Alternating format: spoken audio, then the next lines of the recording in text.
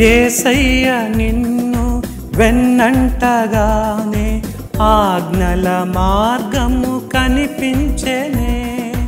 యేసయ్య నిన్ను వెన్నంటగానే ఆజ్ఞల మార్గము కనిపించెనే. నీవు నన్ను నడిపింపగలవు, నేను నడవవలసిన త్రోవలో. నీవు నన్ను నడిపింపగలవు, నేను నడవవలసిన త్రోవలో. సుగుణాల సంపన్నుడా, స్తుతిగానాల వారసుడా, జీవింతును నిత్యము నీ నీడలో, ఆస్వాదింతును నీ మాటల మకరందము. ఒక వ్యక్తికి యజమానుడు 5 తలాంతులు ఇచ్చాడు, మరో వ్యక్తికి 2 తలాంతులు ఇచ్చాడు, మరో వ్యక్తికి 1 తలాంతు ఇచ్చాడు. ఇక్కడ ప్రశ్న ఏంటంటే ఎన్ని తలాంతులు ఉన్నవి అన్నది ముఖ్యం కాదు, కానీ ఇవ్వబడిన తలాంతుల్లో మనం ఎంత నమ్మకంగా ఉన్నామో అన్నది ఇంపార్టెంట్. కొంతమంది అన్ని పరిచర్యలు ఒకేసారి చేయగలిగే సామర్థ్యత కలిగి ఉండొచ్చు, కొంతమంది అన్ని పరిచర్యలు ఒకేసారి కాకుండా ఏదో 1, 2 మాత్రమే చేయగలిగి ఉండొచ్చు. పర్వాలేదు, నీ తలాంతు ఏదైనా కావచ్చు, నీ సామర్థ్యం ఏదైనా కావచ్చు. సామర్థ్యాన్ని దేవుడు చూడట్లేదు, ఇక్కడ నమ్మకత్వాన్ని చూస్తున్నాడు. 5 తలాంతులు గలవాడు దాన్ని 10 చేశాడు, 2 తలాంతులు గలవాడు దాన్ని 4 చేశాడు. కానీ విచారకరం ఏంటంటే 1 తలాంతు గలవాడు దాన్ని పనిలో పెట్టలేదు, దాన్ని నష్టం చేశాడు. మన తలాంతుని ఇచ్చాడు ఆయన.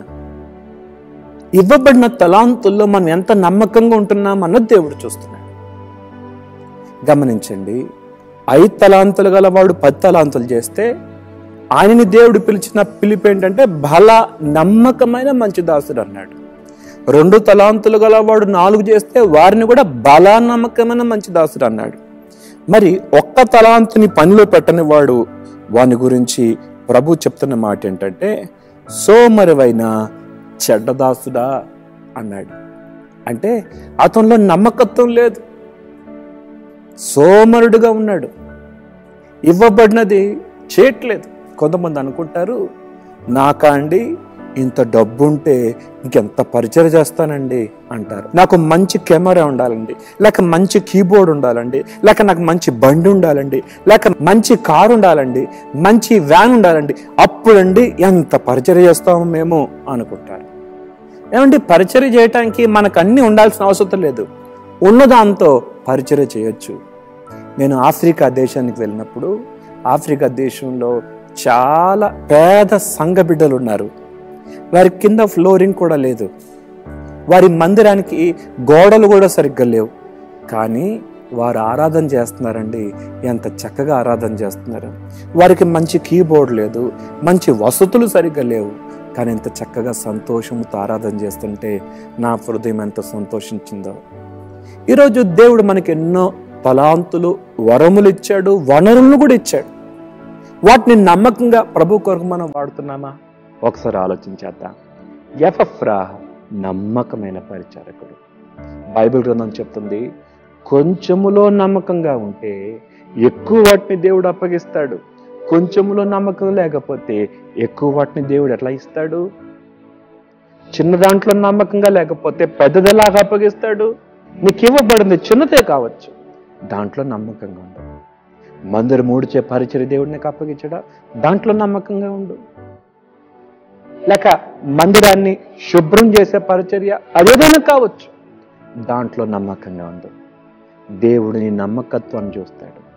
నువ్వెంత పని చేసావా అన్నది కాదు దేవుడు చూసేది, నువ్వెంత నమ్మకంగా చేశావు.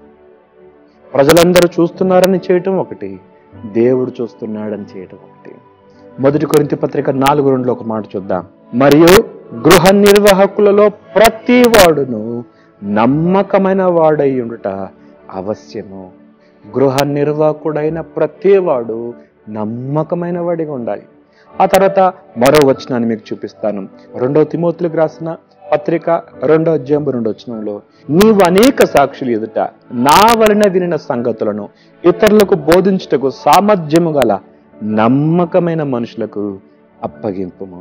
యోసేపు పొతిఫర్ ఇంట్లో తనకు అప్పగించబడిన చిన్న చిన్న పనులలో చాలా నమ్మకంగా ఉన్నాడు. పొతిఫర్ అతని నమ్మకత్వం చూసి అతని తన ఇంటికి గృహ నిర్వాహకునిగా పెట్టాడు. తన ఇంట్లో ఏముందో ఏమి లేదో కూడా తెలియనట్లుగా యోసేపుకు తన ఇంటిని అప్పగించేశాడు. ఎంత నమ్మకంగా ఉంటే పొతిఫర్ అలా అప్పగిస్తాడండి. ప్రార్థన. మహోన్నతుడకు దేవా, పెత్తబడిన మాటలు మా అందరి హృదయం నీరుకట్టి ఫలింపు చేయండి. నమ్మకమైన సాక్ష్యం కలిగి బ్రతుకుటకు, నీకు మహిమను తీసుకొచ్చే సాక్ష్య జీవితాలు కలిగి ఉండే కృప ఇవ్వమని యేసు నామములో అడుగుతున్నాం తండ్రి. ఆమేన్.